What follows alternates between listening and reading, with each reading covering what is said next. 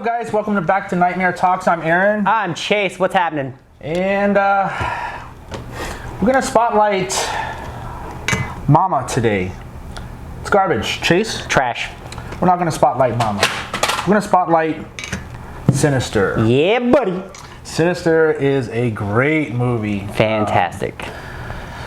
It's I'm not going to use the word mainstream anymore because Chase doesn't like me using mainstream. Mainstream's such a dirty word. But I feel like it didn't get the credit and it didn't get the recognition as much as movies like Conjuring and stuff do. But, you know, in my opinion, Ethan Hawke is just such an underrated actor. Completely. He was amazing in this movie. Yep.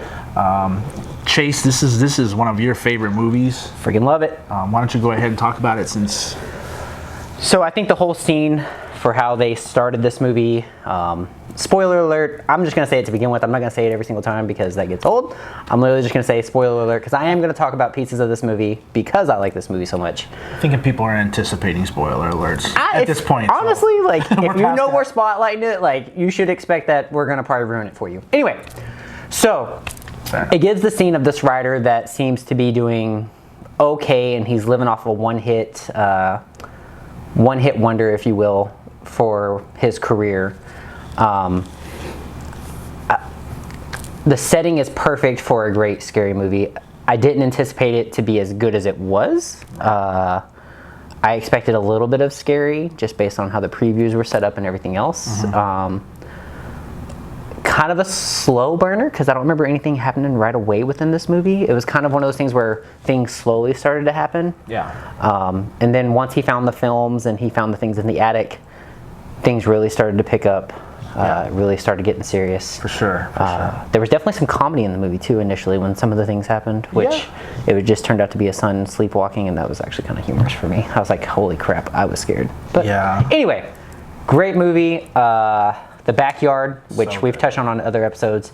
I think the scene they set in the backyard and how the picture was taken and you see the demon, if you will, his face in the backyard.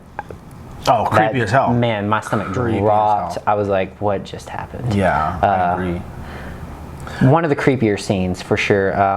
I won't get into number 2 because I could definitely talk about that one as well, but eventually we will get into number 2. Yeah. Number 1 is definitely a good starting point, good plot. It builds the story. You kind of get an idea of the characters and what they're going through in their personal lives, and then you dive into this whole other issue that is... I agree with you. It is kind of a sleeper to begin with, but I think that also is what makes the movie great because you really connect with the family and you connect with what they're going through, the transition of you know, moving to this house and experiencing all these different things. And so by the time the creepiness sets in, you're already kind of like, man, you're kind of feeling it too because of the fact that you have connected with the family, with the child sleepwalking thing. Let me tell you, I've experienced that in real life with my son, and it scared the hell out of me. Like, he was just standing by the side of my bed, and I was, you know, fast asleep, and for whatever reason, I just opened my eyes, and he's just standing there, and I'm like, dude, oh my god! Yeah, that would have scared me, dude. I can't do that. There's no classes you can go to prepare you for that. No. Like. Anyways, but to touch on Sinister, for those of you that have not watched this movie, Forbes put out an article regarding the scariest movie of all time based on science. And to touch on that, what they did was they calculated people's beats per minute, their heart rate, watching different horror movies. And believe it or not, Sinister, according to this study, is the scariest movie of all time. And let me just, so I get the numbers correct here, the average beats per minute for the people that participated in this test was 65 beats per minute. But with Sinister, it got all the way up to 86 beats per minute. Average, which means that people were a lot more on the edge of their seat per se. And the scary factor. Crazy, dude. That is. But the scariest jump scene of all time belonged to the movie Insidious, which is going to be a totally different episode. We're not talking about that right now. We're not going to talk about it right now.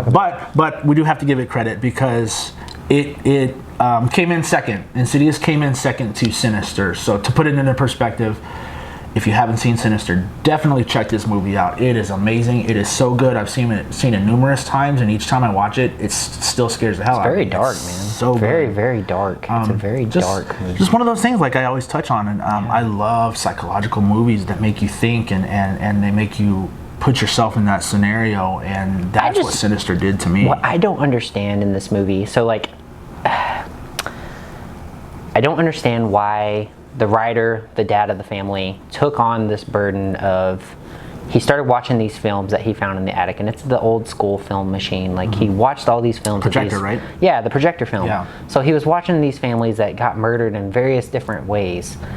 And how do you not chime up and say something to someone? I think eventually the sheriff was somewhat brought in on it, or one of the deputies was brought in on it. Yeah. But never showed the films, just a picture of the demon, if you will. Yeah. But nothing was ever like, he didn't really go further than that. He kept himself closed into this room. And I just feel like if this were me, if I had found something in my attic where I was watching families get murdered that previously lived in this house or somewhere else or whatever, I'm gonna say something, dude. Like, I'm not just gonna keep that to myself and lock myself. There's no way. There's no way. And I get, he was a murder mystery writer. Right. So I get maybe the excitement behind why he didn't say anything and why he was like, you know what, I'm gonna keep this to myself. Right. I'm gonna maybe use this as some material and I'm gonna write on it. But then I think it went further than he expected with some of the things he watched. And well, it became an obsession with him. It did. He became obsessed with these films that he found in the attic. And I mean, if you remember in the movie, his wife and them, they wanted to leave. They wanted to leave that house. They were creeped out by it. They did not want to be there. And he kept convincing them everything was fine. I mean, he didn't even tell his wife that the person had literally hung themselves in the backyard or was murdered right there. Yep. And like I said, man, movies like this really, really touch home with me because could it happen in real life? Absolutely. 100%. Absolutely. There could be somebody going through it right now, dude. This is, and I think that's what, not to interrupt you, but to bring up the point of, this could be happening right now to somebody where they're seeing things, like things are, you know, like, because he was seeing stuff. He was seeing this demon. Like, how are you not saying? I would be saying something. I'm just saying. I would be like, hey, I'm seeing some stuff. Right. It's freaking me out. Help. What do I need to do? And you know what? What it makes me think about too is you watch these videos and you hear these stories of people that buy these mystery boxes on the web, whether it be the deep web or whatever, and they'll purchase it for X amount of dollars or whatever, and then it gets delivered to them, and then they put on gloves. Have you ever watched those videos? Oh yeah. Where they put on gloves and they're like, we don't know what's in this freaking box. Could be anything. And they open it up and they take out like a kid's like teddy bear. Oh yeah. And they'll take out like the head of a Barbie doll. And okay, it's probably just some freaking dudes living in their mom's basements. It's like, dude, we literally can have people pay us for junk that we pick up out of the trash, and we just make it seem creepy. We throw it in a box, we throw a postage stamp on it, and we mail it to these people, and they pay us $200, $500, whatever it is that they pay for these And that things. would be unfortunate if that actually happens. But it probably happens. You're probably right. Right, but what if it's not just some dudes in their mom's basement, and it's some crazy serial killer who literally, like, these are things that he has taken from his victims, and he's like, you know what I mean? Like, you're purchasing items that are potentially part of a crime scene, and you're just like, now you're in possession of these things, and that's what makes it crazy is the world we live in now.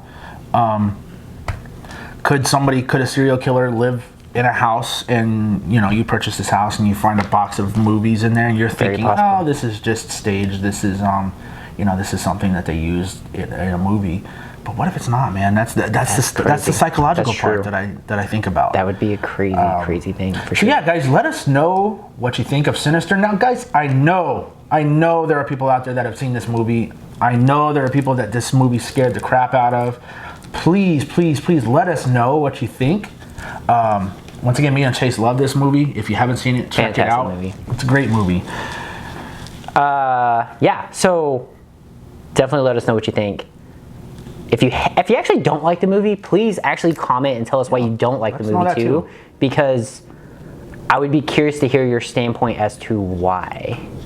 What did you not like about it? For sure, because I mean, I know we get on this sometimes and we have things we don't like, do like, but the majority of the time when we spotlight a movie, it's a movie we do like. And we try to dive more in depth to that. We try to really touch on what we like about the movie. But if there's things you don't like about a said movie, let us know, because maybe it's something, we're not thinking about. But on the items conversation, so Aaron and myself, we're going to be doing a trip to Zach Bagans' Haunted Museum here in Vegas. He has a lot of items, a lot of haunted items within this museum. Shout out Zach Bagans. Shout out.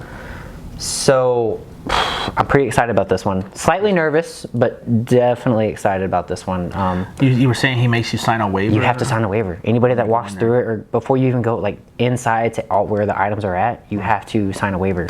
That's pretty intriguing, dude. Like, why? What's with the waiver? I don't know. I'm curious to read what it says. I just want to know what the waiver itself says, because I'm like, if this literally says, if you are possessed by something, we are not held liable, like, that is some crazy stuff. That's kind of like the hotels and stuff where they're like, we're not liable if somebody steals something out of your car, and I'm just like, that's next level. How do you put that on a like waiver saying, oh, if you're possessed or you have something that goes home with you, sorry.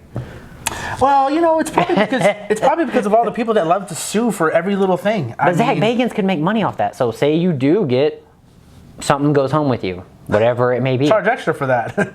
Ghost Adventures. Hello, we'll come to your house and we'll see what's going on. Like, I don't know, man.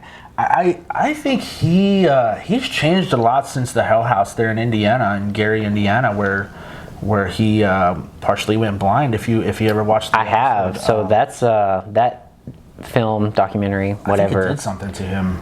That's a crazy experience. I'm not gonna lie. I think that would mess anybody up, man. Honestly, the fact if Zach Bagans just being off, like, so I watched Ghost Adventures, great show. He literally felt the only way to take care of what was the issue was to destroy the house. Right. That tells you something's not right. Something dark happened, something terrible. Like, if it scared him as bad as it did, being all the places he has been, but that one hit home the most. Yeah. Dude. That was definitely an interesting documentary too. If you guys haven't seen it, actually, it's a movie. I think it's a film. He calls it a film. It's a full-length film. Yeah, that's a movie. It's very good. It's. I was born right outside Gary, Indiana, in Hammond, Indiana, and we actually lived. My sister was born in Gary, Indiana. Damn, dude. So I'd be curious to know where that was at. Like, if we lived anywhere near that, that might explain some stuff about me, maybe. Are you a little twisted, bro? I think everybody's a little twisted. I mean, if you're not a little twisted, I mean, where's the fun in not being twisted, right? Boring. Also, we did want to touch on our trip. I don't know if trip is the right adventure. word for No, that sounds weird. Experience. Let's just stick with experience. I like it. To Fox Ridge Park. Yes. Okay, so once again, it's still really hot here, guys. Burning. It's hard to want to motivate yourself to go sit in a park, when it's still 100 degrees outside. But we are going to do it. We think we've got the equipment stuff sorted out. Yep. So we're gonna be moving forward with that. It's happening soon. We also would like some other ideas of different places. If there's anybody, I've got a lot of people that subscribe to our channel and follow us that are locals here in Las Vegas as well. So if you guys know of any other locations here or in the surrounding area, oh, for sure, within like a 2 or 3 hour drive. If it's a short little, commute, 3-4 hours, let us know, because we'll go check it out. For sure. We got some tunnels that we were tipped off about. Yeah, that's over on the east side. We're gonna go check that out. We're gonna have oh boy, that's gonna be amazing. We're gonna have our brother-in-law Hector. Oh God, good Lord, guys, if you guys wait till you meet our brother-in-law Hector. He is crazy. He grew up right across the street from these tunnels that are supposedly haunted by. Yep. I think a couple different people, but the ones that stick out in my mind were a male and a female that were on a motorcycle that I guess they missed the turn and they both got decapitated from this tunnel. And I've been in those tunnels in the middle of the night. Pretty freaking crazy. They got it fenced up, but in the middle, and it's a long tunnel. I mean, I'd say it's probably a good 100, 150 feet. Damn, dude. Possibly. and it's just there's 4 of them. There's 4 tunnels that go under the freeway, and if I remember correctly, if you're looking at the tunnels from Hector's house, Okay. it's the second tunnel from the right. And so me and my friend Jimmy, shout out to Jimmy, we went through these tunnels at night, and I came across a little bamboo plant in the middle of this tunnel, and just sitting there in the middle. I'm pretty sure it didn't belong to a homeless person or anything. Like I don't think it even. You didn't find a homeless person, so no. It'd be hard to say it belonged to the homeless person if he wasn't there. Yeah. So we're gonna have Hector. Hector's gonna be on the show with us to do that episode. That should be great. Hopefully, we can get in there and not have to deal with the police or even the people that live around there. We will only be in there for a little bit, depending on how creepy it is. Or forever. Or forever. Look, dude, I don't know about you. Well, you're gonna go down that tunnel. I'm gonna go down the tunnel, but here's the thing. I have a knock it off point where if things get weird, I'm out. Okay. I'm not gonna investigate beyond that. Once things are weird, I'm done. Fair enough. I'm sure me and Hector will be right behind you. So survival is key. Yeah. It's hard to push out content if we're dead. True. Just saying. Or is it? No, I don't know, dude. From the grave, pushing out content? It's weird. I don't like it. Yeah, so like I said, there's probably tons of places. I know that Huntridge Theater over on Charleston is supposed to be super haunted, but you can't get in there. That place is all boarded up, and I'm sure they got pretty tight security. But I'm sure there's a lot of places. You know, everybody has a story about the hotels that are haunted. I worked at Stratosphere for years. Shout out to Stratosphere. It's called Strat now. Strat, yeah. Shame on you. Yeah. Gotta be politically correct. It's called Strat. Yeah, it's called the Strat now. Yeah. But yeah, I mean, we had stories of the 4th floor at the Regency Tower there, the old tower at Stratosphere, where I mean, the housekeepers a lot of them refused to go on that floor at night. That's nuts. Because of supposedly there was a lady that would walk up and down the hallway, and I think she was a prostitute that got murdered in one of the rooms or something, and my manager at the time refused to go down there. That's crazy, dude. Dang. Yeah, even some security guards. It had a creepy vibe to it. I've been on that floor many times in the middle of the night, checking rooms and stuff, and I never experienced anything. But could just be me. Could just be me. Dang, dude. Maybe ghosts just don't like me. I've sat on the swing set there at Fox Ridge Park at midnight and didn't experience anything either. So that's why I'm taking you with me, buddy. I didn't touch the swing, dude. Yeah. I intentionally did not touch the swing for a reason. Are you going to touch it when we go? I don't know. I'll think about it. I think you should. No, Yeah. So anyways, guys, we're going to go ahead and wrap it up for this episode. Once again, please don't forget to subscribe and hit that like button. Subscribe, like button, share. And share. Please. We really, really, really appreciate you guys, all of you guys. For sure. It's kind of tough to push out these episodes every week without a whole lot of feedback. We did get some feedback from our last episode. Yes. Thanks for the feedback for the people that did give the feedback. We appreciate that. Yes, we're trying new things. We're trying little different things, just to see what happens, to see what kind of reactions we get. And I feel like that's how you get results. Is you just try different things. And we're trying to whip Grandpappy into shape, so eventually he will come around and become a productive member of this team. Oh, Grandpappy. Anyways. Once again, guys, thank you so much, and we'll see you again soon. Take care. Bye, guys.